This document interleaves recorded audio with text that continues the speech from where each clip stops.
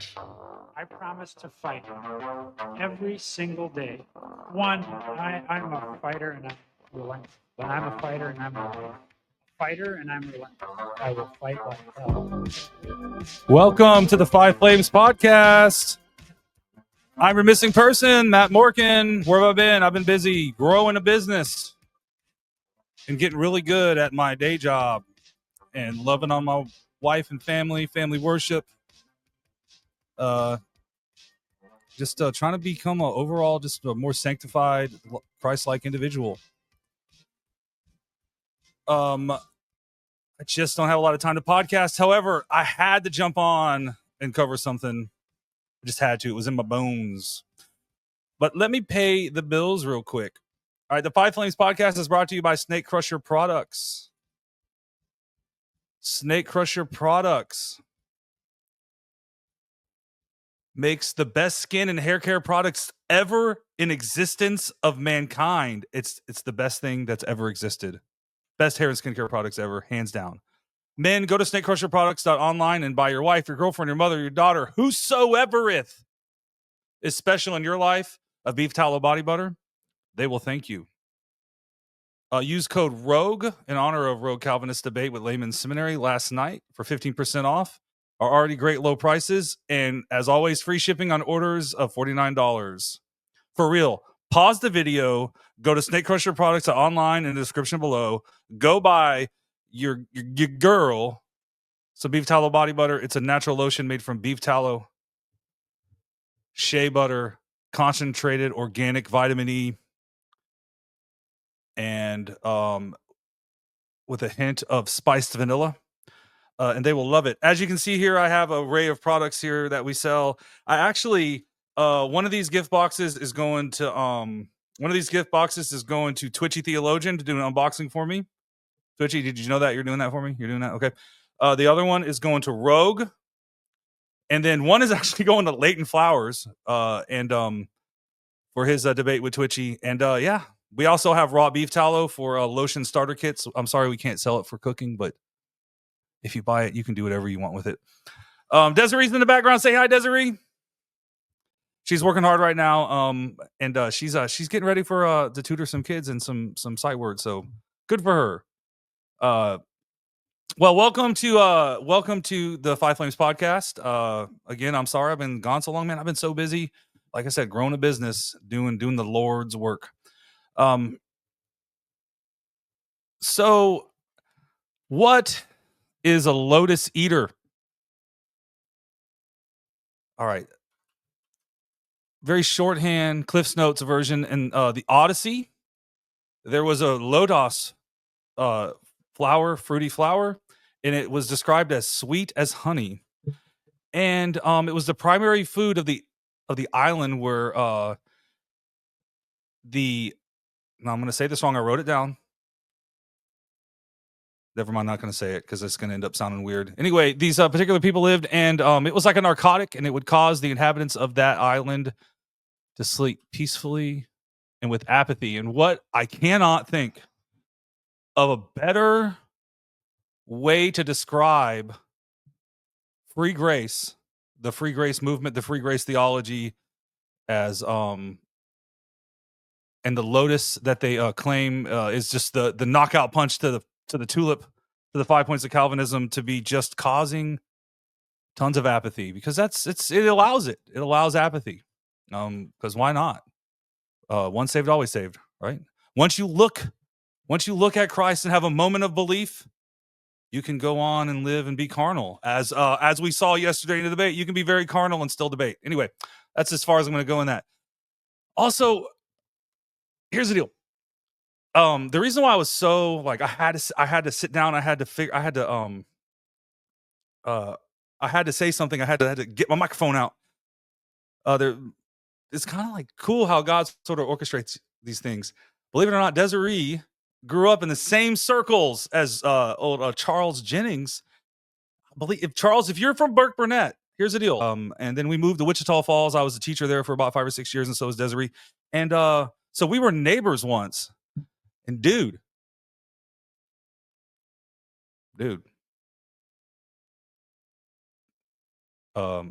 Yeah, they know. They knew you. No, never mind. Okay, we're just gonna move on from that.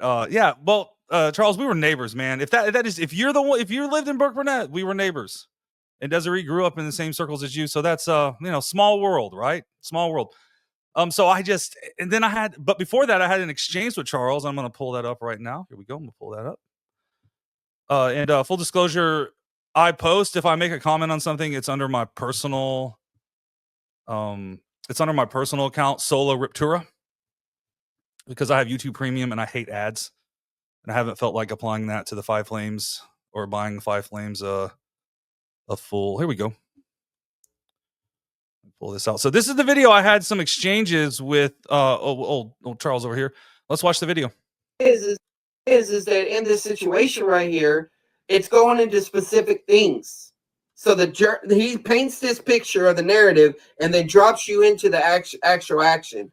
And I don't have time to go into all this, but my point is this demonstrates the problem with a lot of the passages that are brought up about total depravity. They describe a certain situation and make a statement sometimes about a generality, and then these people want to apply this to all of humans. I think the same thing happens with the reprobate type thing. So there's that aspect of it. Okay, this was taken from this video. It's a short from this video. The title of it is "Free Grace Theology is Dangerous." So it's a short from the creator from this video where I think he talks about how he's going to use the movie Basketball in his. I think my friend and I saw that in the movie theater a couple times. We went and saw it, and I thought it was the funniest movie ever. Before I was a Christian, I just don't think, Charles, you should probably use that movie as a. I didn't think that. Oh, what's his name? Who's the dude who used Oh, what's the guy's name? James White debate. The James White debate. It was the middle knowledge. What is it? Middle. I was there. How did I not have this memory, man? Monolism.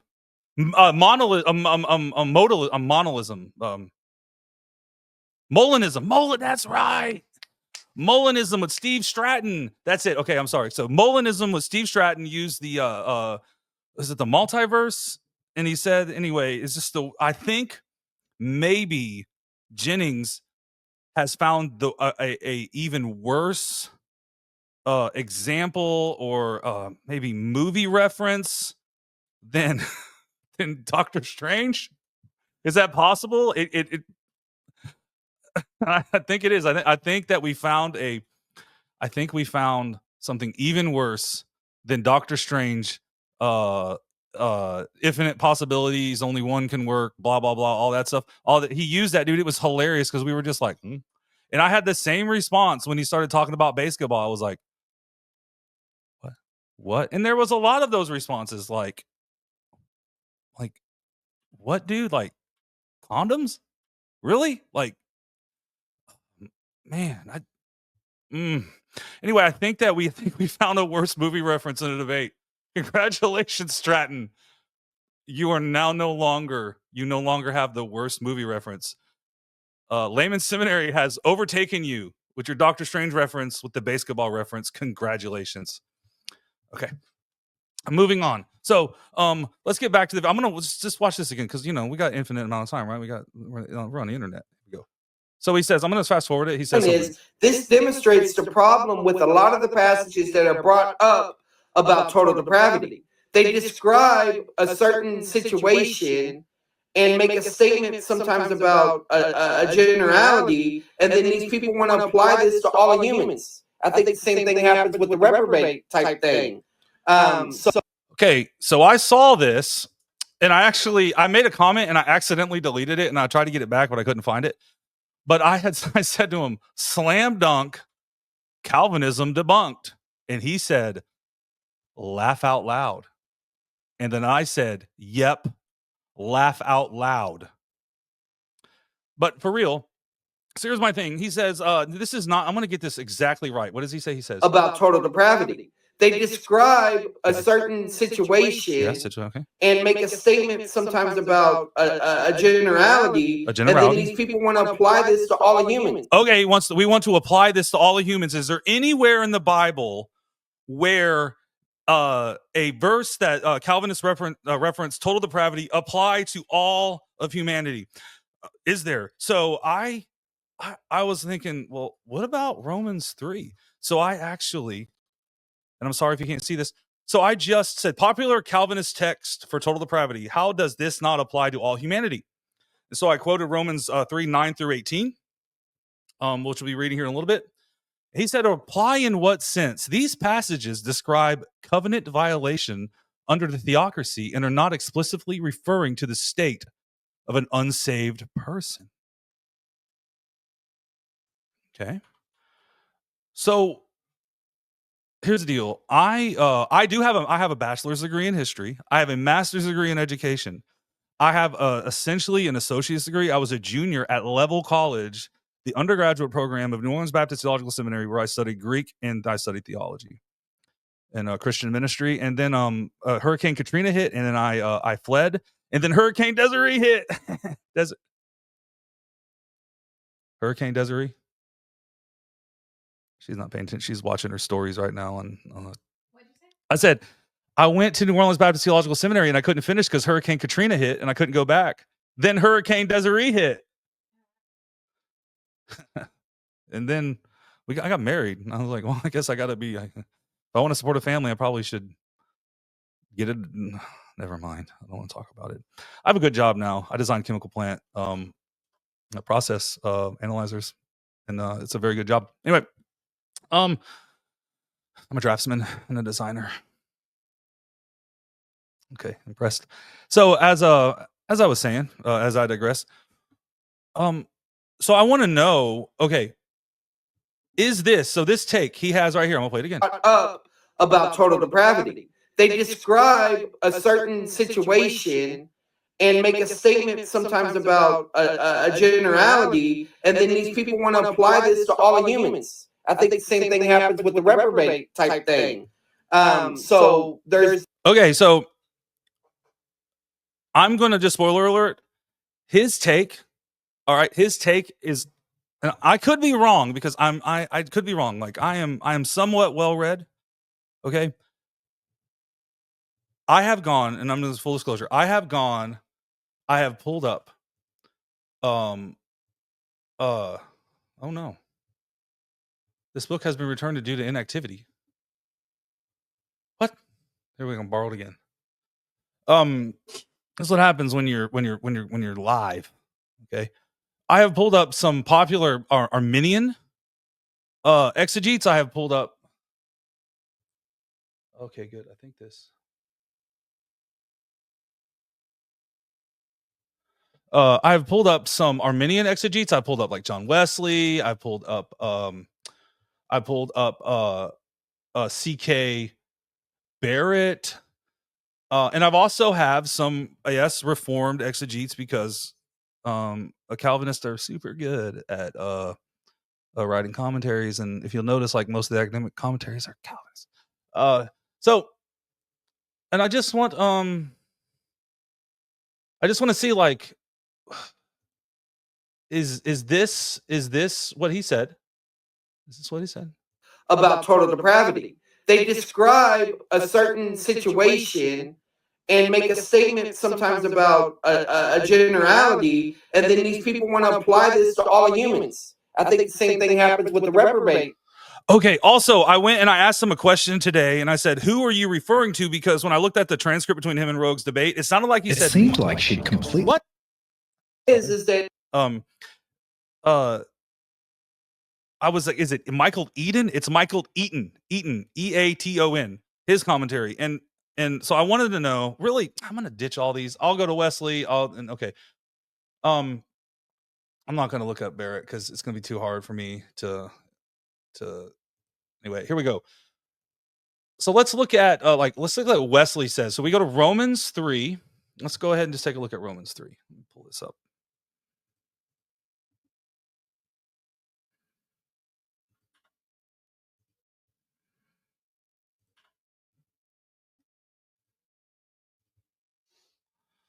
Okay.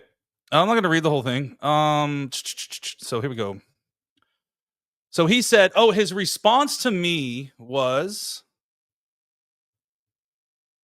apply in what sense this passage describes covenant violation under the theocracy and not explicitly referring to the state of the unsaved person. So I want to know, okay, is there anywhere in Christendom, including the people he recommends, does anybody else hold this view? Spoiler alert, no. Okay, spoiler alert, no. Okay, no. So let's go to Romans 3. What advantage has a Jew, or what is the value of circumcision? And much in every way. To begin with, the Jews are entrusted with the oracles of God. What if some were unfaithful? Does their faithfulness nullify the faithfulness of God? By no means. Let God be true and everyone were a liar. As it is written, though you may be justified in your words and prevail when you judge. But if your unrighteousness serves to show the righteousness of God, what shall we say? That God is unrighteous to inflict wrath on us? I speak in human way. By no means, for then how could God judge the world? But if through my lie God's truth abounds in glory, why am I still being condemned as a sinner? And why not do evil that good may come? As some people slanderously charge us with saying, their condemnation is just. So this, I'm trying to figure out. So again, what did he say? He said exactly his exact words. These passages describe covenant violation under the theocracy and are not explicitly referring to the state of unsaved persons. What then, are Jews any better off? No, not at all, for we have already charged that all, both Jews and Greeks, are under sin, as it is written. I could just stop right there.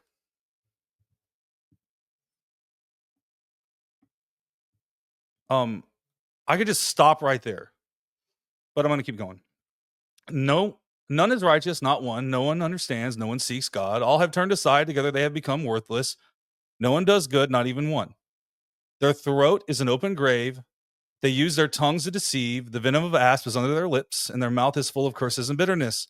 Their feet are swift to shed blood, and the paths are ruin, and in their paths are ruin and misery. And the way of peace they have not known. There is no fear of God before their eyes. What does that mean? When all are under sin, okay, all are under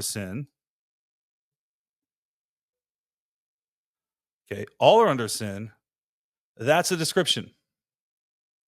Now we know whatever the law says, it speaks to those who are under the law, so that every mouth may be stopped and the whole world may be held accountable to God. For by works of the law, no human being will be justified in his sight. Through the law comes knowledge of sin. So I'm thinking this is what he's pointing to, and he'll probably maybe make a response. I got like 60 subscribers. I'm not getting anybody's attention, but I got the Manichaeans' attention, and I got the Bible believers' attention. Right, I got that guy who's a felon to start threatening to hit everybody. So maybe I'll get this guy's attention. So like I was saying, for now, now we know that whatever the law says, it speaks to those who are under the law, so that every mouth may be stopped and the whole world may be held accountable to God. For by the works of the law, no human being will be justified in his sight, since through the law comes knowledge of sin. If it was just that, maybe I could say, okay, yes, the law was given to the Jews, his people, his covenant people. However, there's the next verse, the next set of verses. But now the righteousness of God has been manifest apart from the law, although the law and the prophets bears witness to it. The righteousness of God through faith in Jesus Christ for all believers, for there is no distinction, for all have sinned and fall short of the glory of God. All this stuff, no one is righteous, not one, no one understands, no one seeks for God, so on and so forth. There's no fear of God before their eyes. All that now applies. For all have sinned and fall short of the glory of God and are justified by his grace. First off, sin is not a thing you do issue necessarily. It is a glory issue. It is a glory issue. Okay? So I want to know, let's go back and play let's play his video one more time, because we'll get his words again. Total depravity. A lot of the passages that are brought up about total depravity, they describe a certain situation and make a statement sometimes about a generality, and then these people want to apply this to all of humans. I think the same thing happens with the. Okay, we want to apply this to all. We want to, Jennings. We want to apply it, Charles. We want to apply this to all of humans because, for by works of the law, no human being will be justified in His sight. All right. All have sinned and fall short of the glory of God. That's why we apply all this. That's why, because He gives us a definition. What does it mean to be under sin? Jews and Greeks are under sin as it is written. I'm going to play it again. I really want to hit this home. Up about total depravity. They describe a certain situation and make a statement sometimes about a generality, and then these people want to apply this to all of humans. I think the same thing happens with the reprobate type thing. So there's that aspect of it. His statement, this is not explicitly referring to the state of an unsaved person. Let's go back to the scripture. For not all, I'm sorry, what then, are Jews better off? No, not at all. For we have already charged that all, both Jews and Greeks, are under sin. For by works of the law, no human being will be justified. Not just Jews. No human being will be justified. For all have sinned and fall short of the glory of God. Again, the law was given to the Jews. It was a gift. It was God's holy X-ray machine. That's what I call it. That might be a horrible way to describe it. But Paul uses the law, and what they mean by law, and we'll see here in a second when I start going to the commentaries. We'll see they agree, like the law was given to the Jews, however, the Gentiles are still on the hook. You're still on the hook because you're sinners.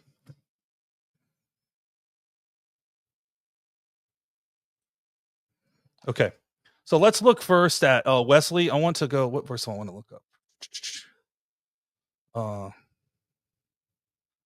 19. Let's go to Wesley. Let me make sure I'm pulled up. You can see. Yes. Let's go to Wesley here. I'm going to choose a different screen.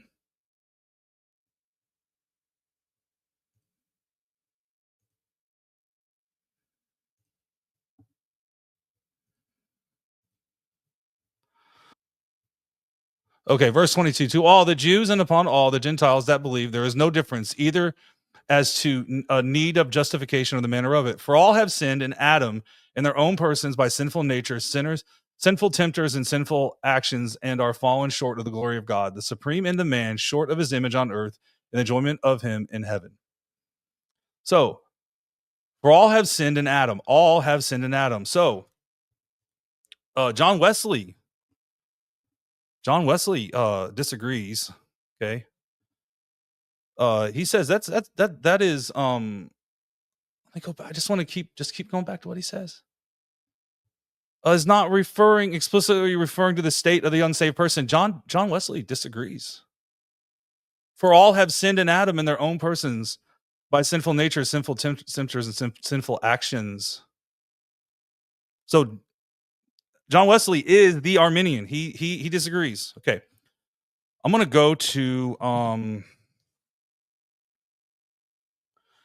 going to be reading from the American commentary. This is a academic commentary. It's actually written using the NIV from like years ago when the NIV was like the academic text. This is Romans 3:20. This is page 111. Both Jews and Gentiles fall under the condemnation of sin is their hope. In the verses that follow, we will be introduced to the righteousness of God, the righteousness that has nothing to do with our performance, but everything to do with God's provision in Christ. Both the Jew and Gentile fall under condemnation of sin. Okay. There are not explicitly referring to the state of the unsaved person. Yet somebody else disagrees. Okay. And then we're going to go to, this is Eaton. This is who, let me pull up my Adobe. This is Eaton. This is who he recommended. So this is Michael Eaton. This is who he recommends we'll see. Does this universally apply to everybody? This is Michael Eaton. This is who he recommended in the debate with Rogue Calvinists. He recommended this commentary. I asked him specifically in the chat, and he gave me this guy's name. So if this is not him, then there's this is the guy. This is Michael Eaton. Now we know that whatever the law says, it is speaking to those who are under the law, so that every mouth may be closed and all the world be accountable to God. That sounds pretty universal. The point is, the scriptures he has been quoting were written to Jewish people, correct? The Old Testament was never for Gentile nations. Law in the verse 18 refers to the entire Old Testament. If the Jews were condemned by their own scriptures, if the Gentiles were even worse, then every mouth is stopped. That sounds pretty universal. No one can argue back with God. Every person in human race needs a savior. Our protests and complaints and self-justifications are out of order. We are all guilty. We are guilty. Our attitudes, our words, the kindness that we have withheld from others, the hard and bitter things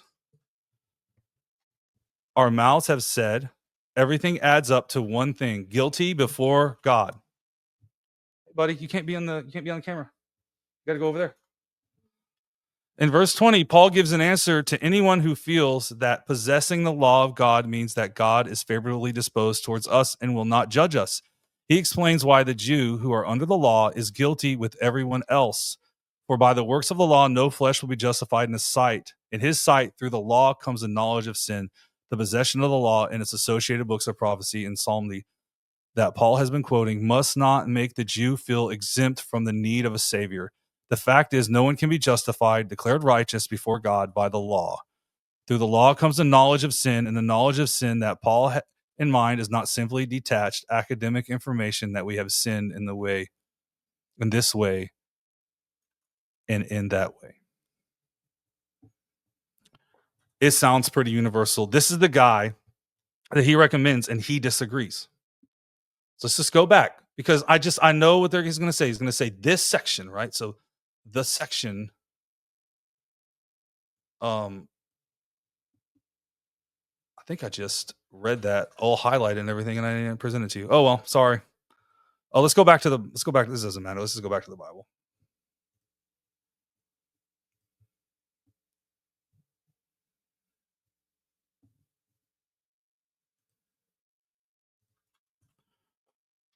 Get that bigger. There we go.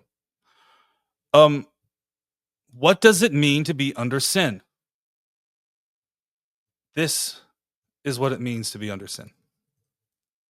This is what it means to be under sin. Verses 10 through 18. Who are under sin? Jews and Greeks are under sin. I want you to decide for yourself. Is he correct? I'll play it again. Is that are brought up about total depravity. They describe a certain situation and make a statement sometimes about a generality, and then these people want to apply this to all of humans. I think the same thing happens. The reason why we apply it to all of humans is because the Bible, Paul in Romans 3:9, applies it to all human beings. Happens with the reprobate type thing.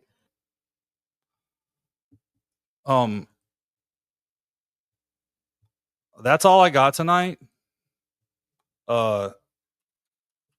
Charles, it seemed like she'd completely did it again. Is that in this situation? That's all I got tonight. Hey guys, I don't